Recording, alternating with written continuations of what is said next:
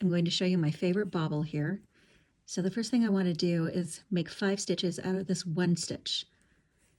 So I'm going to knit 1, yarn over, knit 1, yarn over, knit 1. Now I'm going to turn my work over, or you can knit backwards if you want to, but I just turn it over to purl across those 5 stitches.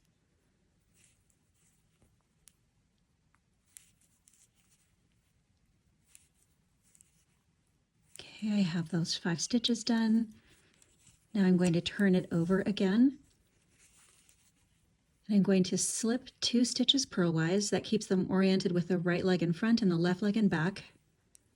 And then knit 1 stitch, replace that stitch on my left needle. Now I'm going to take the second stitch in and pull it over the first stitch.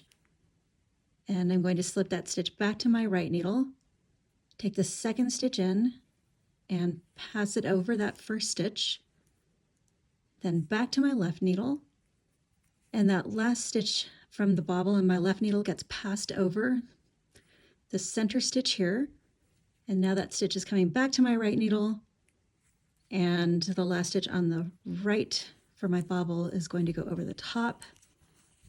And now I'm just going to continue to knit, and you can see it's a cute little plump bobble.